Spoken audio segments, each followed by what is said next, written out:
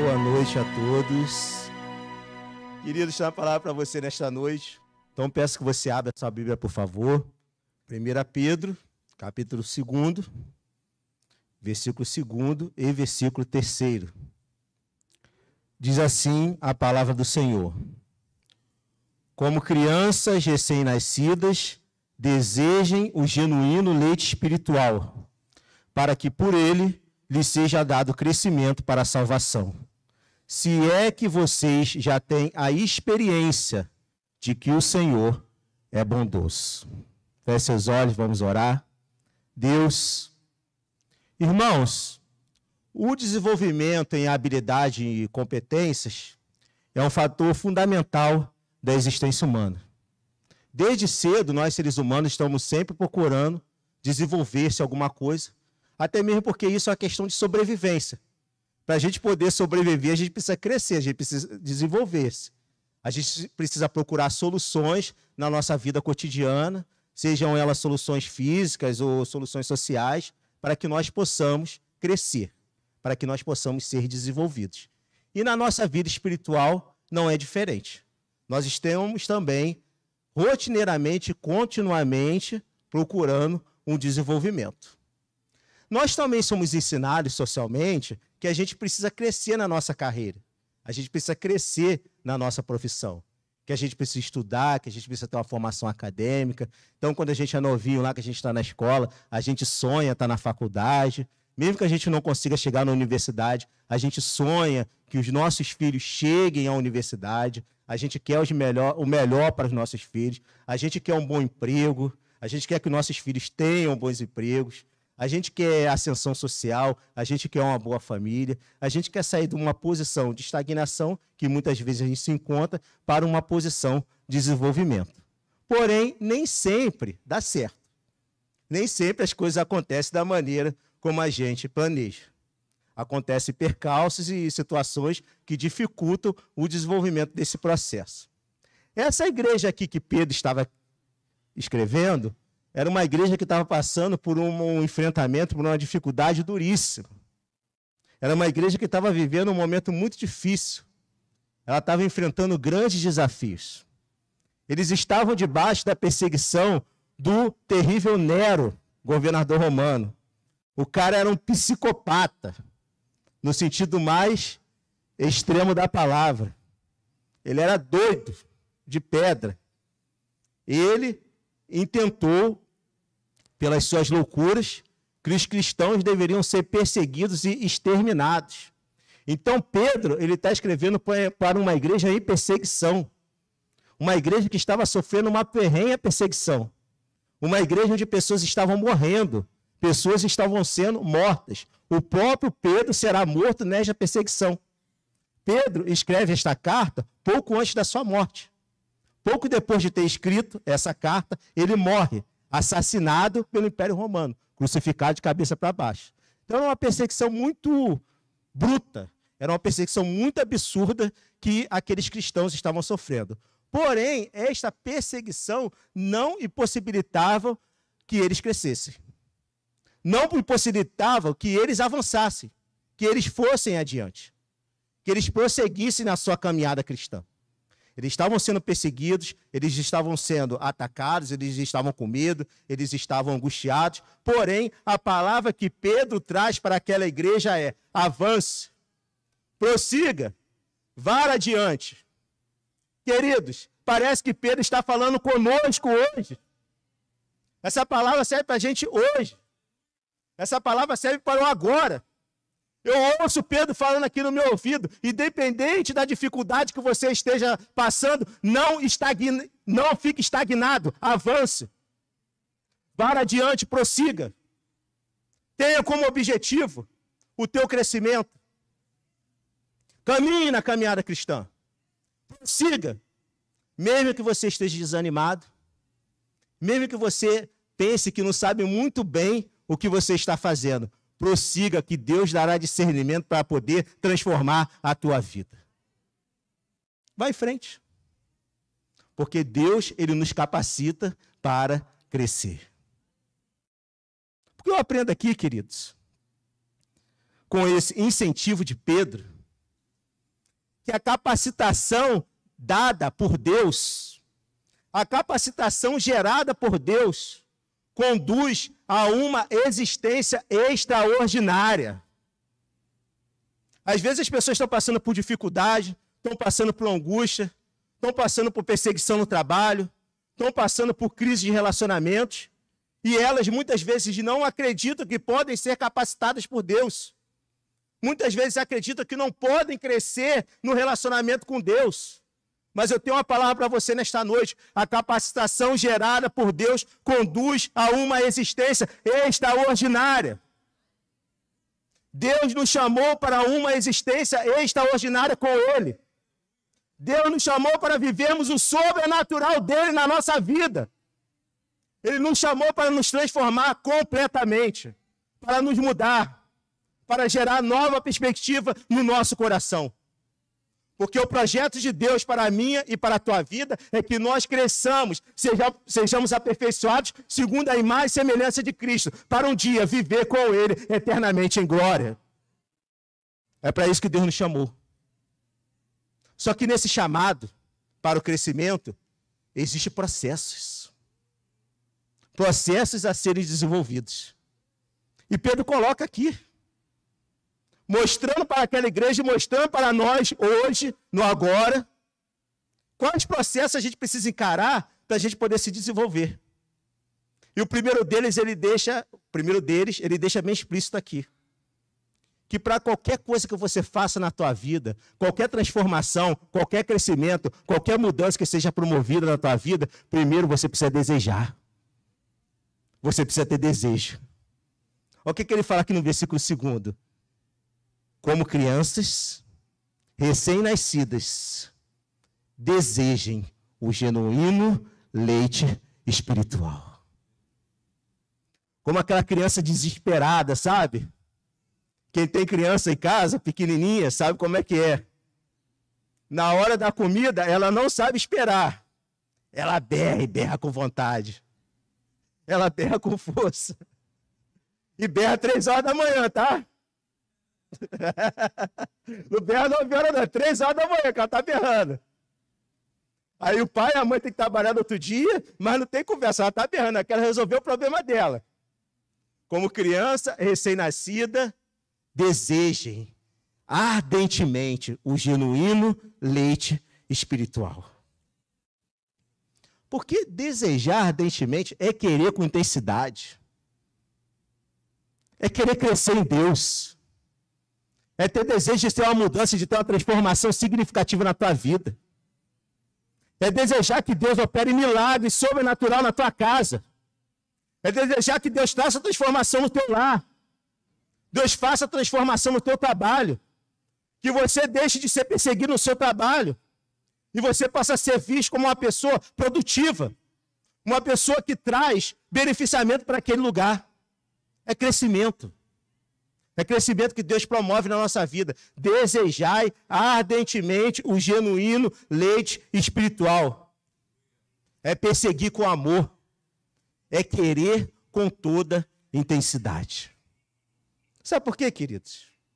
É o genuíno. Não é qualquer leite espiritual. É o genuíno leite espiritual. É o leite verdadeiro. É o leite sincero, o leite íntegro. É o leite puro, é o leite que não tem adulteração. É o leite espiritual que Jesus Cristo derrama na minha e na tua vida. É o leite espiritual fornecido pela palavra de Deus. É aquilo, é o alimento espiritual que traz mudança para mim e para a tua vida. Eu faço uma pergunta para você com toda sinceridade, para você aí. O que tu anda desejando? O que você está desejando? Eu me fiz essa pergunta essa semana. O que eu ando desejando? O que eu ando querendo? O que você anda desejando? Quais são os seus desejos? Quais são as suas vontades? Quais são as suas quererências, como o pastor Silval fala, né? Quais são as suas quererências? O que tu está querendo? O romancista e ensaísta britânico Jeff Dyer,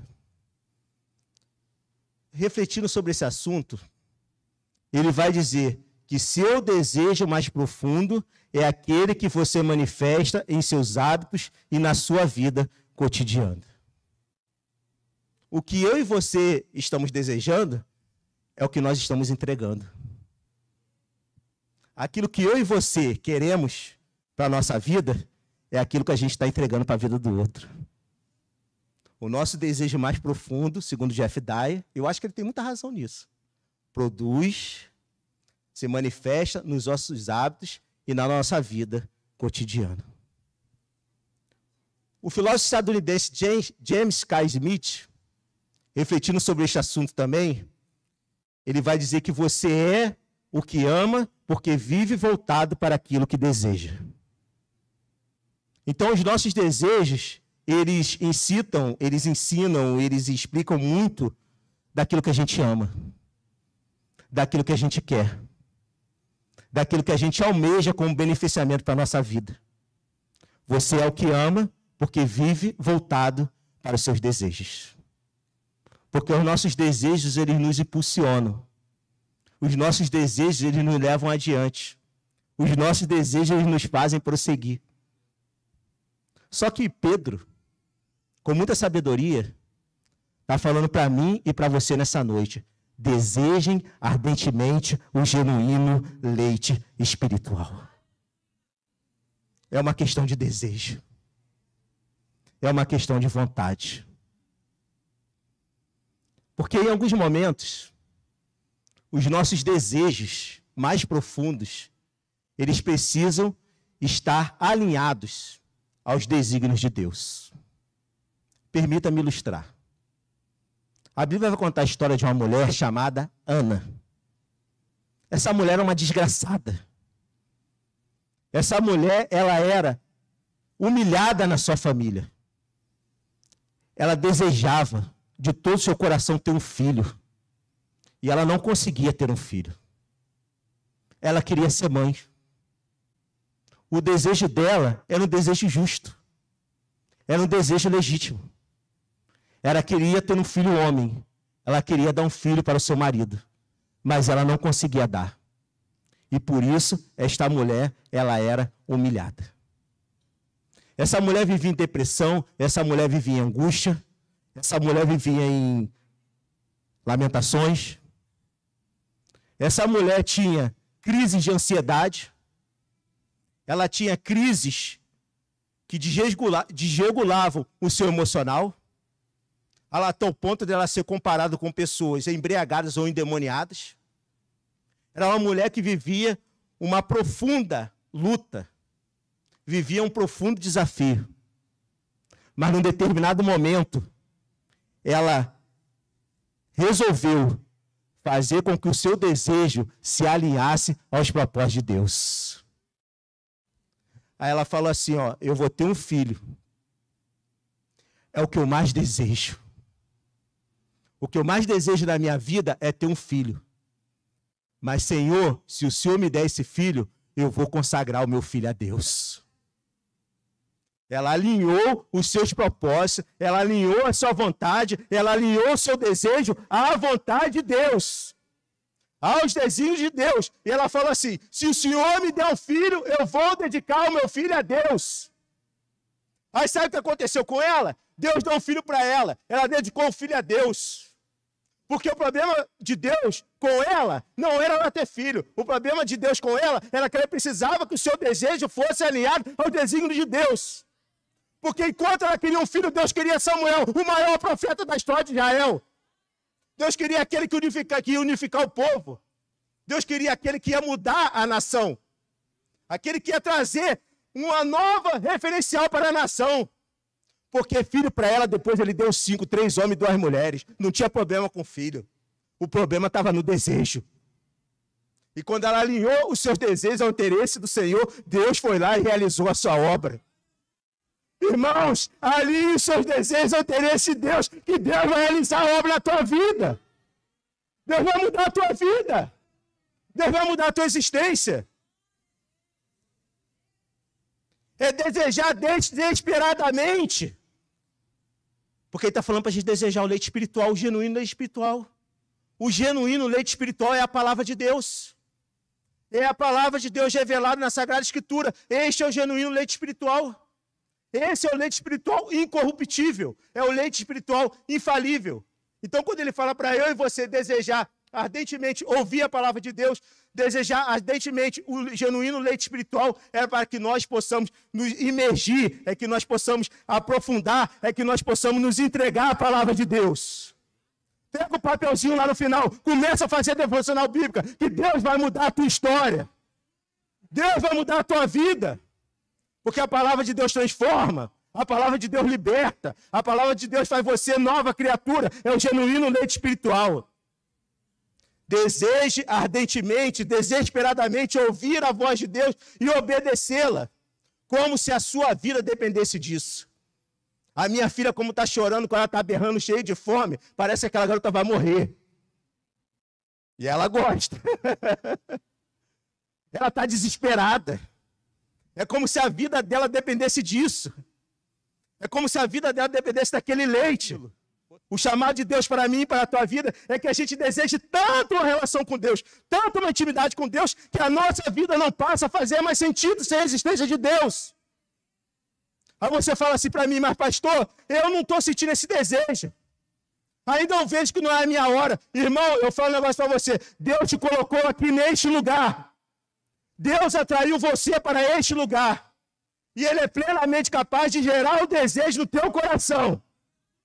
E eu falo o seguinte, se Ele gerar, se Ele quiser mudar, se Ele quiser transformar, você vai olhar para aquele campo onde você encontra o tesouro e você vai vender tudo que você tem para poder comprar aquele campo, porque é o genuíno leite espiritual de Deus. Deus vai mudar a tua vida, porque se Ele quiser mudar, a graça dele é irresistível. Você não pode resistir. Então eu oro hoje que Deus gere desejo no coração de alguns aqui. Sede de Deus, vontade de Deus. Intensidade no buscar a Deus. Desejar ser alimentado, outra aplicação, pela palavra de Deus sem parar, até ser saciado. Desejar ser alimentado. Desejar ser nutrido. Desejar ser abastecido pela palavra de Deus sem parar, até ser alimentado. O bebezinho, ele se amamenta de 3 em 3 horas. Ele come e fica saciado, daqui a pouco esvazia, ele vai lá e quer de novo. Até ser saciado. Você lê a Bíblia hoje, Deus fala com você, você vem no culto, Deus fala com você, eu quero mais, eu quero mais, eu quero mais. É até eu ser saciado, é na quarta-feira, no domingo de manhã, no discipulado, é nos grupos de trabalho da igreja, eu quero mais até eu ser saciado. O salmista vai dizer no Salmo 63, versículo 1, ó Deus, Tu és o meu Deus, eu te busco ansiosamente, a minha alma tem sede de Ti, o meu corpo te almeja como terra árida, exausta e sem água. Este deve ser o nosso sentimento, desejar a Deus como terra seca, como se nós estivéssemos no deserto, para que Deus possa transformar a nossa vida. Porque, irmãos, nós temos o alimento necessário para a nossa alma.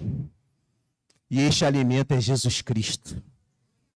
Ele é o pão vivo que desceu do céu, que sacia a nossa fome, promovendo o adequado crescimento. Ele mesmo disse, eu sou o pão vivo que desce do céu. Aquele que crê em mim nunca mais terá fome. Aquele que se render a mim nunca mais terá sede. O nosso desejo precisa estar voltado para Deus. O nosso desejo precisa estar voltado para Jesus. Porque Ele vai saciar o nosso desejo e vai mudar a nossa alma. Então, em primeiro lugar, o crescimento gerado por Deus conduz a uma existência extraordinária, porque Ele gera desejo no nosso coração. Mas ele continua aqui na parte B do versículo. Como, versículo 2, 2 Pedro, capítulo 2. Como crianças recém-nascidas, desejem o genuíno leite espiritual. Para quê? para que, por ele, lhe seja dado crescimento para salvação. É o propósito. Então, primeiro ele gera desejo no nosso coração e, através desse desejo, ele nos dá propósito.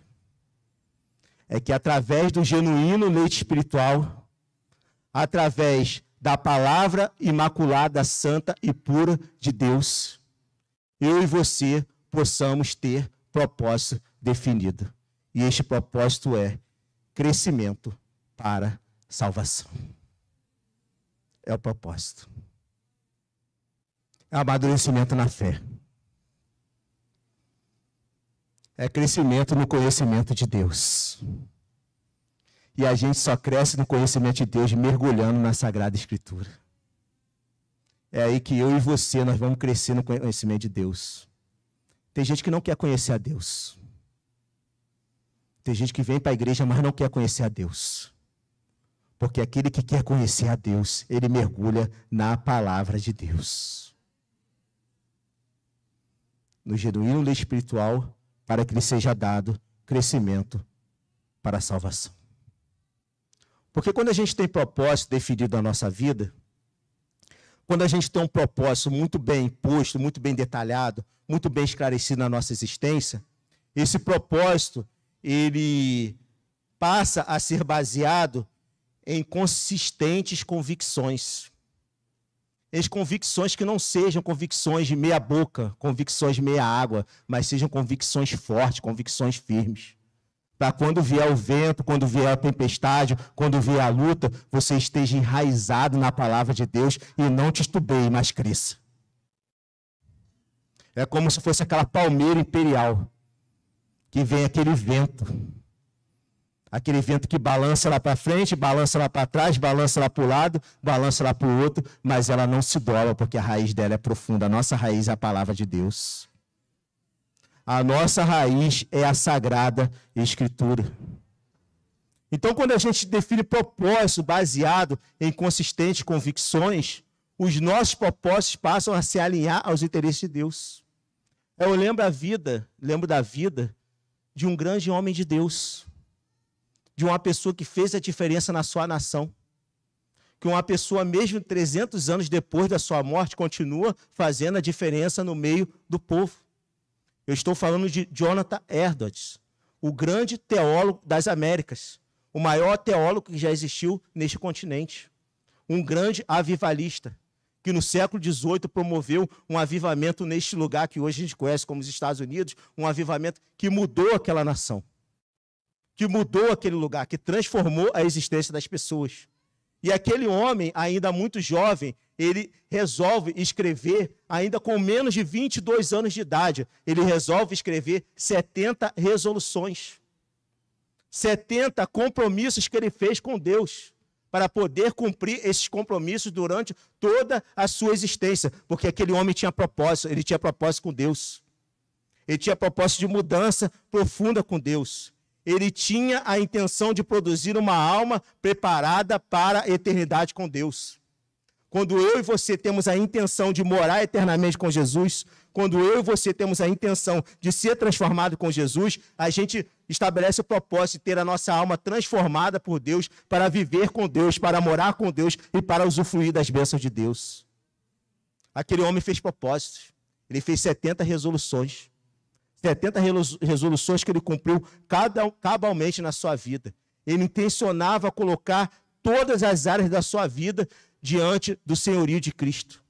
Ele resolveu não gastar tempo com besteira. Ele resolveu, falando na linguagem de hoje, fazendo uma transposição cultural, ele não resolveu gastar tempo com o Instagram.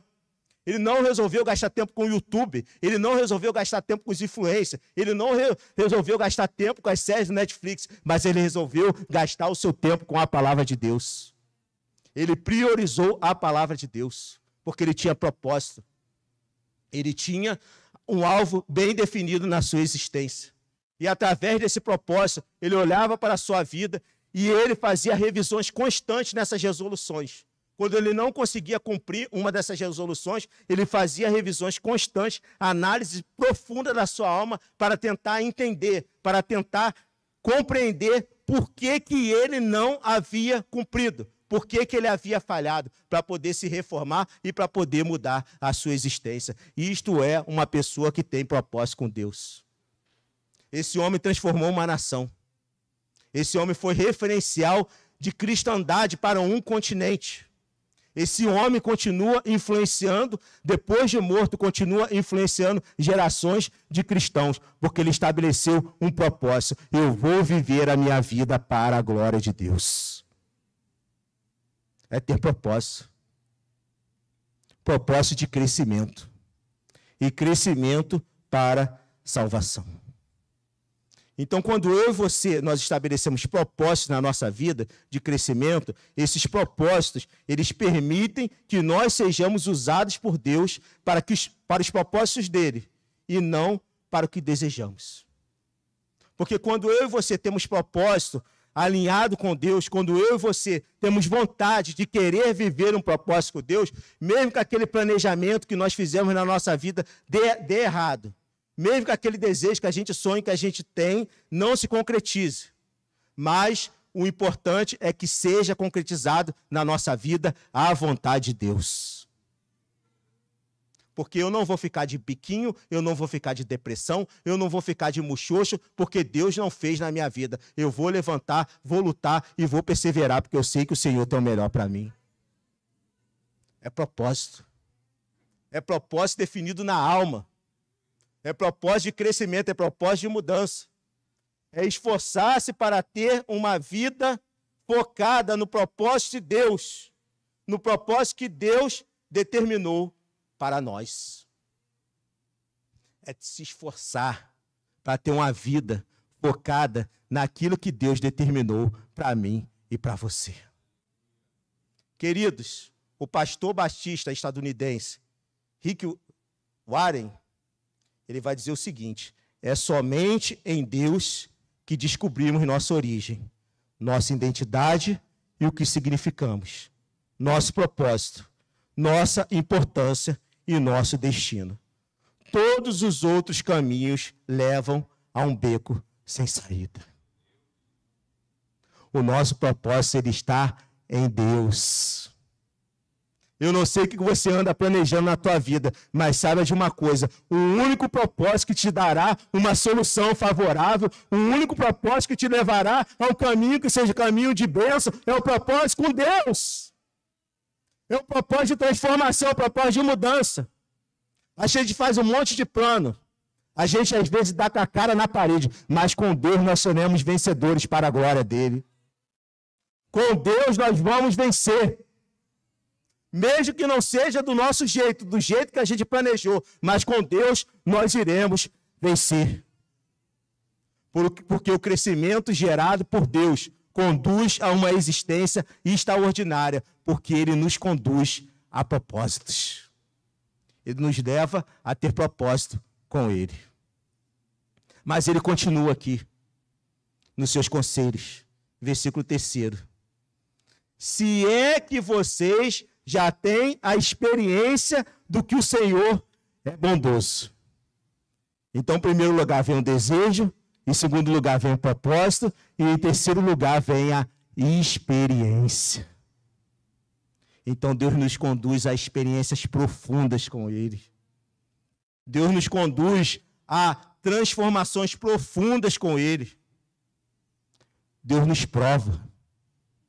Deus nos coloca lá no meio do salseiro. Fala assim: meu filho, eu vou te provar, porque aqui eu vou te aperfeiçoar. A coisa deixa de ser teórica, deixa de ser filosófica e passa a ser prática na nossa vida. É a experiência que a gente tem com Deus. Aí ele fala assim para a igreja de perseguida: Ué, vocês estão com medo? Vocês estão angustiados? Vocês estão com medo de morrer? Ué, se é que vocês já têm experiência aqui do que o Senhor é bondoso. Vocês possuem a experiência do que o Senhor é bondoso. Não é a experiência com Deus mau.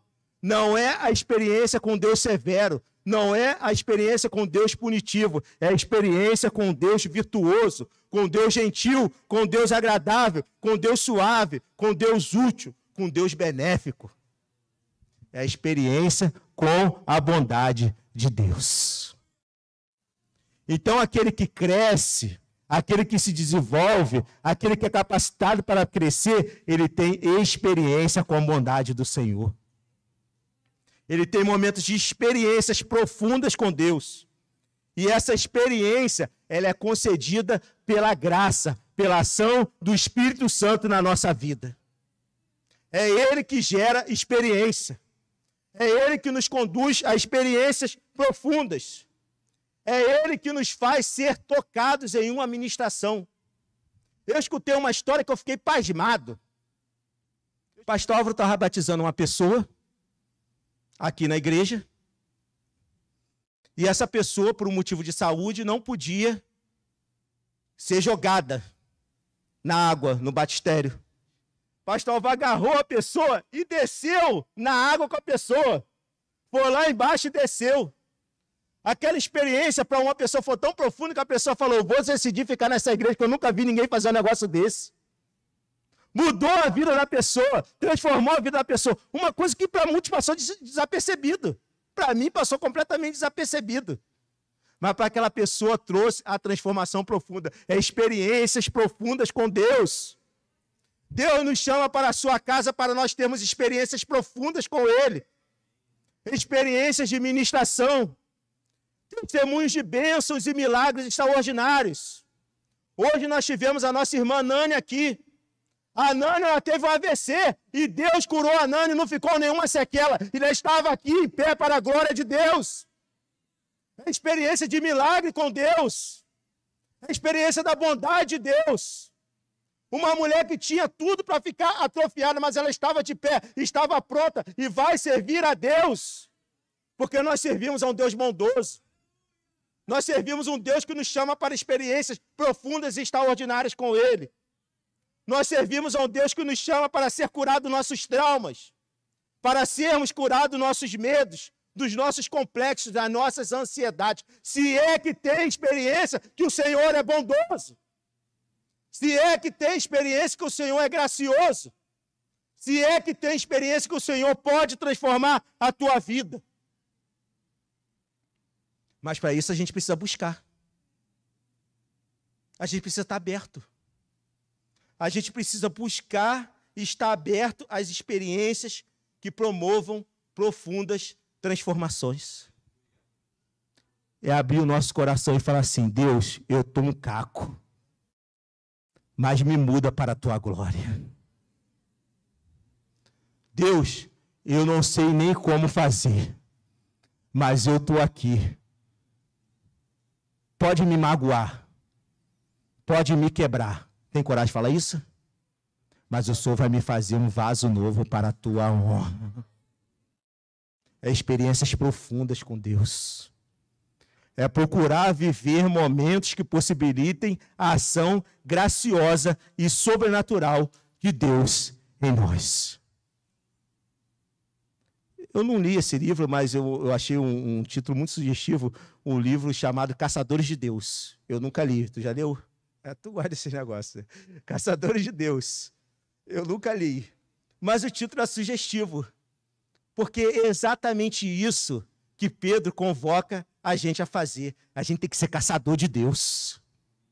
A gente tem que caçar a experiência com Deus. A gente não pode ficar na nossa mesmice, na nossa morosidade, achando que Deus não vai fazer. Porque se Deus quiser fazer, Ele vai fazer. Ele curou a Nani. Ele pode curar você. Ele pode mudar teu casamento. Ele pode curar teu filho. Ele pode tirar teu filho das drogas. Ele pode mudar a existência na tua casa. Ele pode transformar aquela confusão, aquela brigalhada em uma família abençoada para a glória dele. Ele pode fazer. São experiências profundas com Deus. É buscar ter experiência. É buscar mergulhar na presença de Deus. É se entregar a Deus. É procurar ter um convívio. É procurar ter um relacionamento com Deus. Porque a experiência promovida pela ação da obra redentora de Jesus, ela restaura-nos e transforma-nos completamente. É a obra de Jesus efetuada na cruz, é a experiência que nós temos com o sangue de Cristo derramado na cruz do Calvário, que vai nos transformar e vai nos restaurar completamente. É se render a Cristo. É se entregar a Cristo. É desejar a Cristo. É querer estar junto de Cristo. É querer ter propósito definido com Cristo. Eu vou encerrar contando a história para você. Vou contar a história de um jovem. De um jovem brilhante. O cara era brilhante. O cara tinha tido uma educação excepcional. Com 20 anos de idade, ele já era médico, cirurgião, cardíaco formado. Com 22 anos de idade, ele teve um encontro com Jesus. Este homem, com menos de 25 anos de idade, ele já tinha doutorado em cardiologia. Ele já tinha escrevido uma pesquisa extensa em cardiologia. Ele, com menos de 25 anos de idade, ele já fazia parte da Academia Real Britânica de Medicina. Já sabe o que é? Ele era membro da Academia Real Britânica de Medicina. Este homem, ele era assistente do médico oficial do rei da Inglaterra. Este homem estava sendo preparado para ser o médico. Quando o médico oficial se aposentasse, ele seria o médico oficial do rei da Inglaterra. Este homem era um homem brilhante. Este homem tinha uma carreira brilhante. Mas teve uma hora que Jesus gerou desejo no coração dele. Ele foi tocado por Jesus.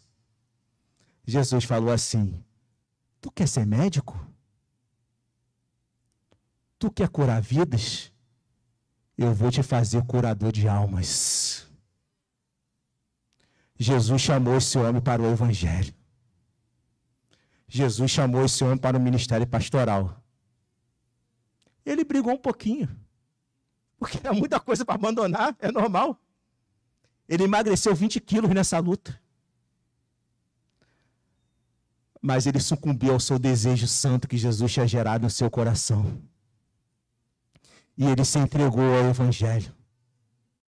Ele abandonou tudo. Ele abandonou a faculdade de medicina que ele dava aula. Ele abandonou a assistência do médico oficial do rei da Inglaterra. Ele abandonou tudo e foi pregar lá no meio dos pobres, lá em Gales. Ele resolveu obedecer ao chamado de Deus. Ele resolveu desejar e obedecer a Deus. Este homem retorna para Londres. Ele passa pregando o evangelho no período mais difícil da história da Inglaterra, na Segunda Guerra Mundial. Este homem era um farol aceso em meio às trevas. Enquanto muitos estavam morrendo na Segunda Guerra Mundial, esse homem, na capela de Westminster, pregava todas as quartas-feiras, domingo de manhã e domingo à noite, e pregava o evangelho. Este homem foi refrigério para aquela nação. Este homem, ele foi referencial para muitos no século XX. Muitas pessoas se converteram ao evangelho, se interessaram pelo evangelho e foram qualificados pelo evangelho por intermédio deste homem. Eu suspeito que você não saiba o nome do médico do rei da Inglaterra. Eu não sei, não quis nem pesquisar. Eu suspeito que você não saiba. Mas hoje você vai conhecer esse doutor. O nome dele é David Martyn Lloyd-Jones. É o maior expositor bíblico do século XX. Este homem desejou a Deus. Ele colocou um propósito na tua vida de servir a Deus. E ele teve experiências profundas com Deus. Ele teve experiências profundas. Uma nação foi transformada, uma nação foi aperfeiçoada, uma nação sobreviveu, o evangelho sobreviveu nessa nação, em virtude da ação deste homem. Deus nos chama para o crescimento com Ele, para promover ações, para promover coisas extraordinárias na minha e na tua vida. Deus quer promover o extraordinário dele na minha e na tua vida. Entrega-se a Ele, porque Ele vai mudar a tua existência para a glória dele. Feche seus olhos, vamos orar em nome de Jesus.